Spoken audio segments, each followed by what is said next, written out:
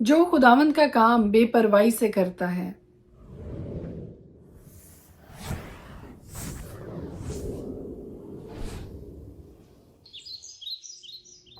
خدا قدوس کے زندہ جلالی بابرکت پر فضل نام میں ایک بار پھر آپ کو میرا سلام۔ میرا نام ایسٹر ہارون ہے اور ہر روز خدا کا زندہ کلام لے کر آپ کے سامنے آتی ہوں۔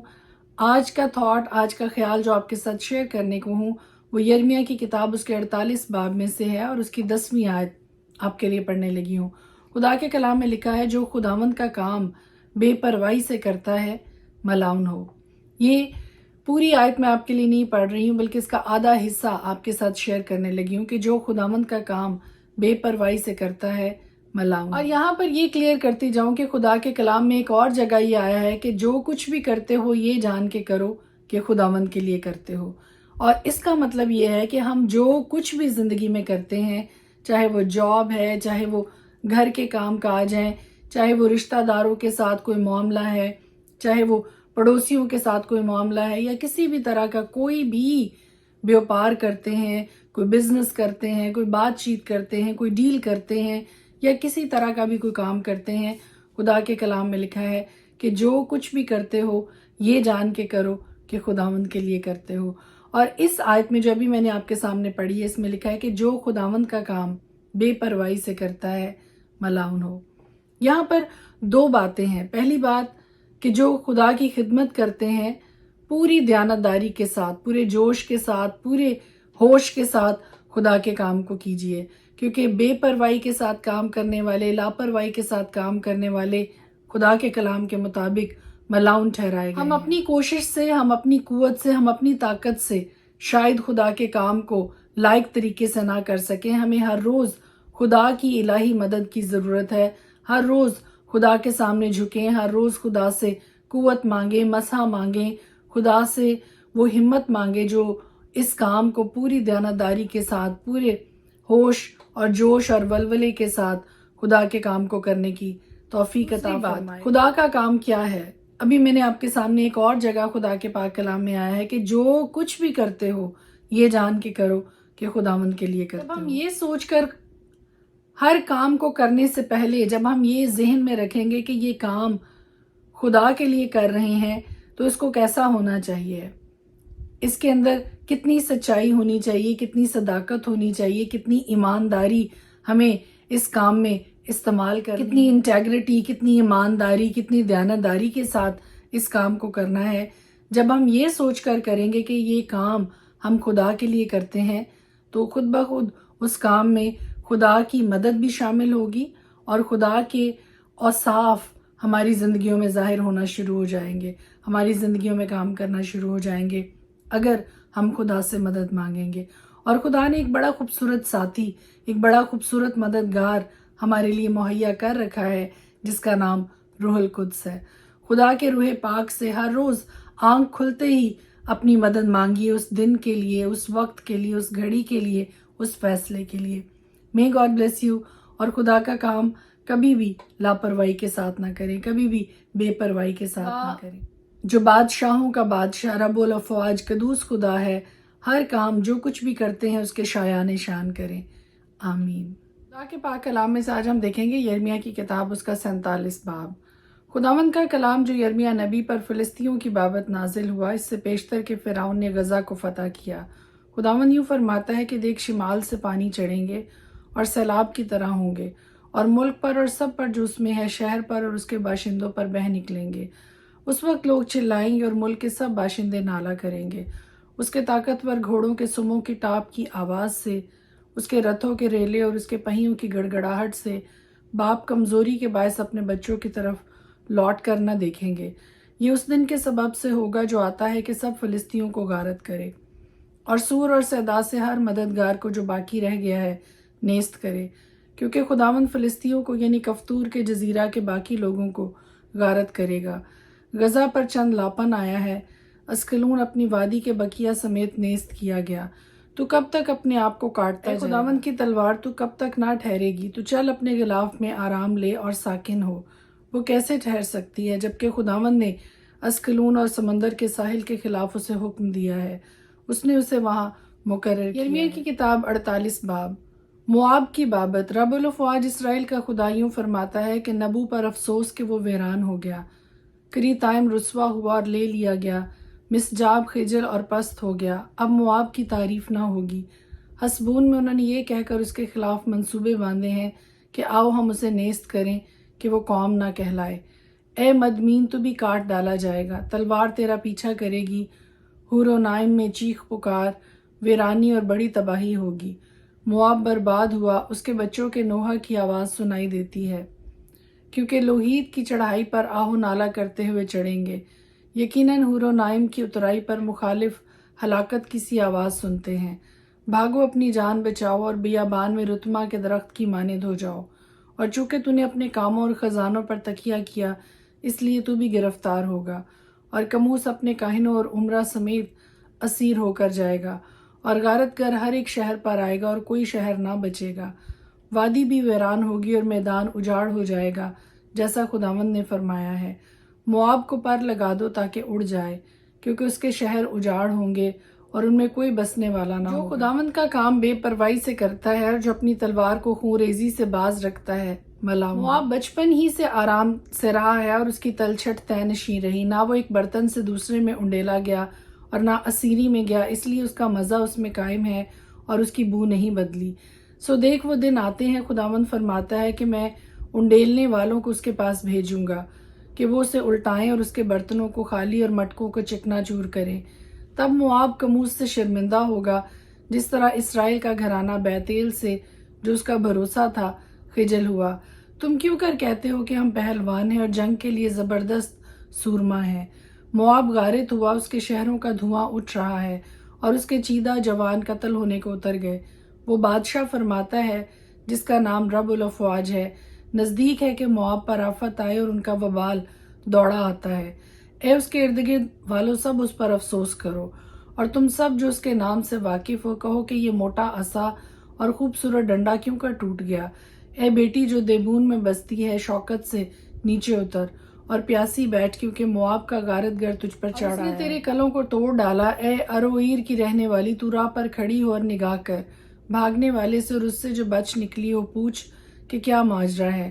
مواب رسوا ہوا کیونکہ وہ پست کر دیا گیا۔ تم واویلا مچاؤ اور چلاؤ، ارنون میں اشتہار دو کہ مواب غارت ہو گیا، اور کہ صحرا کی اطراف پر ہولون اور یحسا پر اور مافت پر اور دیبون پر اور نبو پر اور بیت دلبتائم پر اور کریتائم پر اور بیت جمول پر اور بیت معون پر اور کریوت پر اور بسرا اور ملک مواب کے دور و نزدیک کے سب شہروں پر عذاب نازل ہوا ہے۔ مواب کا سینگ کاٹا گیا اور اس کا بازو توڑا گیا، خداوند فرماتا ہے۔ تم اس کو مدہوش کرو، کیونکہ اس نے اپنے آپ کو خداوند کے مقابل بلند کیا۔ مواب اپنی قے میں لوٹ گیا اور مسخرہ بنے گا۔ کیا اسرائیل تیرے آگے مسخرہ نہ تھا؟ کیا وہ چوروں کے درمیان پایا گیا کہ جب کبھی تو اس کا نام لیتا تھا تو سر ہلاتا تھا؟ اے مواب کے باشندوں، شہروں کو چھوڑ دو اور چٹان پر جا بسو اور کبوتر کی مانند بنو جو گہرے غار کے منہ کے کنارے پر آشیانہ بناتا ہے۔ ہم نے مواب کا تکبر سنا ہے، وہ نہایت مغرور ہے، اس کی گستاخی بھی اور اس کی شیخی اور اس کا گھمنڈ اور اس کے دل کا تکبر۔ میں اس کا قہر جانتا ہوں، خداوند فرماتا ہے، وہ کچھ نہیں اور اس کی شیخی سے کچھ بن نہ پڑا۔ اس لیے میں مواب کے لیے واویلا کروں گا، ہاں سارے مواب کے لیے میں زار زار روؤں گا۔ کیر ہرس کے لوگوں کے لیے ماتم کیا جائے گا۔ اے سمبا کی طاق میں یزیر کے رونے سے زیادہ تیرے لیے روؤں گا۔ تیری شاخیں سمندر تک پھیل گئیں، وہ یزیر کے سمندر تک پہنچ گئیں۔ غارت گر تیرے تابستانی میووں پر اور تیرے انگوروں پر آ پڑا ہے۔ خوشی اور شادمانی ہرے بھرے کھیتوں سے اور مواب کے ملک سے اٹھا لی گئی، اور میں نے انگور کے حوض میں باقی نہیں چھوڑی۔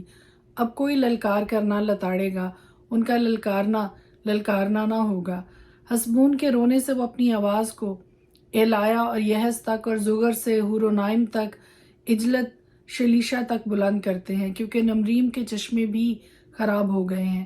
اور خداوند فرماتا ہے کہ جو کوئی اونچے مقام پر قربانی چڑھاتا ہے اور جو کوئی اپنے معبودوں کے آگے بخور جلاتا ہے، مواب میں سے نیست کر دوں گا۔ بس میرا دل مواب کے لیے بانسری کی مانند آہیں بھرتا اور کیر ہرس کے لوگوں کے لیے شہناؤں کی طرح فغان کرتا ہے، کیونکہ اس کا فراوان ذخیرہ تلف ہو گیا۔ فی الحقیقت ہر ایک سر منڈا ہے اور ہر ایک داڑھی کتری گئی ہے۔ ہر ایک کے ہاتھ پر زخم ہے اور ہر ایک کی کمر پر ٹاٹ۔ مواب کے سب گھروں کی چھتوں پر اور اس کے سب بازاروں میں بڑا ماتم ہوگا، کیونکہ میں نے مواب کو اس برتن کی مانند جو پسند نہ آئے توڑا ہے، خداوند فرماتا ہے۔ وہ واویلا کریں گے اور کہیں گے کہ اس نے کیسی شکست کھائی، مواب نے شرم کے مارے کیوں کر اپنی پیٹھ پھیری۔ پس مواب سب ارد گرد والوں کے لیے ہنسی اور خوف کا باعث ہوگا، کیونکہ خداوند یوں فرماتا ہے کہ دیکھ وہ عقاب کی مانند اڑے گا اور مواب کے خلاف بازو پھیلائے گا۔ وہاں کے شہر اور قلعے لے لیے جائیں گے اور اس دن مواب کے بہادروں کے دل زچہ کے دل کی طرح ہوں گے، اور مواب ہلاک کیا جائے گا اور قوم نہ کہلائے گا، اس لیے کہ اس نے خداوند کے مقابل اپنے آپ کو بلند کیا۔ خوف اور گڑھا اور دام تجھ پر مسلط ہوں گے، اے ساکن مواب، خداوند فرماتا ہے۔ جو کوئی دہشت سے بھاگے گڑھے میں گرے گا، اور جو گڑھے سے نکلے دام میں پھنسے گا، کیونکہ میں ان پر، ہاں مواب پر، ان کی سیاست کا برس لاؤں گا، خداوند فرماتا ہے۔ جو بھاگے سو حسبون کے سایہ تلے بے تاب کھڑے ہیں، پر حسبون سے آگ اور سیون کے وسط سے ایک شعلہ نکلے گا، اور مواب کی داڑھی کے کونے کو اور ہر ایک فسادی کی چاند کو کھا جائے گا۔ ہائے تجھ پر اے مواب، کموس کے لوگ ہلاک ہوئے، کیونکہ تیرے بیٹوں کو اسیر کر کے لے گئے اور تیری بیٹیاں بھی اسیر ہوئیں۔ باوجود اس کے میں آخری دنوں میں مواب کے اسیروں کو واپس لاؤں گا، خداوند فرماتا ہے۔ مواب کی عدالت یہاں تک ہوئی۔ یرمیہ کی کتاب 49 باب۔ بنی امون کی بابت خداوند یوں فرماتا ہے کہ کیا اسرائیل کے بیٹے نہیں ہیں؟ کیا اس کا کوئی وارث نہیں؟ پھر ملکوم نے کیوں جد پر قبضہ کر لیا اور اس کے لوگ اس کے شہروں میں کیوں بستے ہیں؟ اس لیے دیکھ وہ دن آتے ہیں، خداوند فرماتا ہے، کہ میں بنی امون کی ربا میں لڑائی کا ہلڑ برپا کروں گا، اور وہ کھنڈر ہو جائے گا اور اس کی بیٹیاں آگ سے جلائی جائیں گی۔ تب اسرائیل ان کا جو اس کے وارث بن بیٹھے تھے وارث ہوگا، خداوند فرماتا ہے۔ اے حسبون، واویلا کر کہ ای برباد کی گئی، اے ربا کی بیٹیوں، چلاؤ اور ٹاٹ اوڑھ کر ماتم کرو اور احاتوں میں ادھر ادھر دوڑو، کیونکہ ملکوم اسیری میں جائے گا اور اس کے کاہن اور عمرہ بھی ساتھ جائیں گے۔ تو کیوں وادیوں پر فخر کرتی ہے؟ تیری وادی سیراب ہے۔ اے برگشتہ بیٹی، تو اپنے خزانوں پر تکیہ کرتی ہے کہ کون مجھ تک آ سکتا ہے۔ دیکھ خداوند رب الافواج فرماتا ہے، میں تیرے سب ارد گرد والوں کا خوف تجھ پر غالب کروں گا، اور تم میں سے ہر ایک آگے ہانکا جائے گا، اور کوئی نہ ہوگا جو آوارہ پھرنے والوں کو جمع کرے، مگر اس کے بعد میں بنی امون کو اسیری سے واپس لاؤں گا، خداوند فرماتا ہے۔ ادوم کی بابت رب الافواج یوں فرماتا ہے کہ کیا تیمان میں خرد مطلق نہ رہی، کیا عقلوں کی مصلحت جاتی رہی؟ اڑ گئی، اے دیدان کے باشندوں، بھاگو، لوٹو اور نشیبوں میں جا بسو، کیونکہ میں انتقام کے وقت اس پر ایساؤ کسی مصیبت لاؤں گا۔ اگر انگور توڑنے والے تیرے پاس آئیں تو کیا کچھ دانے باقی نہ چھوڑیں گے؟ یا اگر رات کو چور آئیں تو کیا وہ حسب خواہش ہی نہ توڑیں گے؟ پر میں ایساؤ کو بالکل ننگا کروں گا، اس کے پوشیدہ مکانوں کو بے پردہ کر دوں گا کہ وہ چھپ نہ سکے۔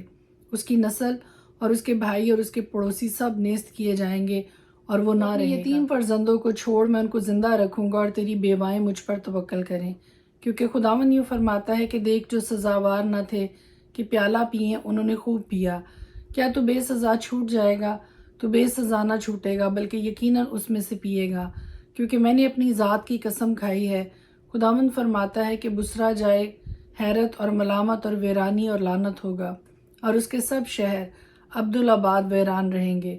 میں نے خداوند سے خبر سنی ہے، بلکہ ایک ایلچی یہ کہنے کو قوموں کے درمیان بھیجا گیا ہے کہ جمع ہو اور اس پر جا پڑو اور لڑائی کے لیے اٹھو، کیونکہ دیکھ میں نے تجھے قوموں کے درمیان حقیر اور آدمیوں کے درمیان ذلیل کیا۔ تیری ہیبت اور تیرے دل کے غرور نے تجھے فریب دیا ہے۔ اے تو جو چٹانوں کے شگافوں میں رہتی ہے اور پہاڑوں کی چوٹیوں پر قابض ہے، اگرچہ تو عقاب کی طرح اپنا آشیانہ بلندی پر بنائے تو بھی میں وہاں سے تجھے نیچے اتاروں گا، خداوند فرماتا ہے۔ اور ادوم بھی جائے حیرت ہوگا، ہر ایک جو ادھر سے گزرے گا حیران ہوگا، اور اس کی سب آفتوں کے سبب سے سسکارے گا۔ جس طرح سدوم اور عمورہ اور ان کے آس پاس کے شہر غارت ہو گئے، اسی طرح اس میں بھی نہ کوئی آدمی بسے گا، نہ آدم زاد وہاں سکونت کرے گا، خداوند فرماتا ہے۔ دیکھ وہ شیر ببر کی طرح یردن کے جنگل سے نکل کر محکم بستی پر چڑھ آئے گا، پر میں اچانک اس کو وہاں سے بھگا دوں گا اور اپنے برگزیدہ کو اس پر مقرر کروں گا، کیونکہ مجھ سا کون ہے جو میرے لیے وقت مقرر کرے، اور وہ چرواہا کون ہے جو میرے مقابل کھڑا ہو سکے؟ پس خداوند کی مصلحت کو جو اس نے ادوم کے خلاف ٹھہرائی ہے، اور اس کے ارادہ کو جو اس نے تیمان کے باشندوں کے خلاف کیا ہے اللہ کے سب سے چھوٹوں کو بھی گھسیٹ لے جائیں گے۔ یقیناً ان کا مسکن بھی ان کے ساتھ برباد ہوگا۔ ان کے گرنے کی آواز سے زمین کانپ جائے گی، ان کے چلانے کا شور بحر کلزم تک سنائی دے گا۔ دیکھ وہ چڑھ آئے گا اور عقاب کی طرح اڑے گا اور بسرا کے خلاف بازو پھیلائے گا، اور اس دن ادوم کے بہادروں کا دل زچا کے دل کی مانند ہوگا۔ دمشق کی بابت، حمات اور عرفات شرمندہ ہیں کیونکہ انہوں نے بری خبر سنی۔ وہ پگھل گئے، سمندر نے جنبش کھائی، وہ ٹھہر نہیں سکتا۔ دمشق کا زور ٹوٹ گیا، اس نے بھاگنے کے لیے منہ پھیرا اور تھر تھراہٹ نے اسے آ لیا۔ سے رنج اور درد نے اسے آ پکڑا۔ یہ کیوں کر ہوا کہ وہ نامور شہر میرا شادمان شہر نہیں بچا؟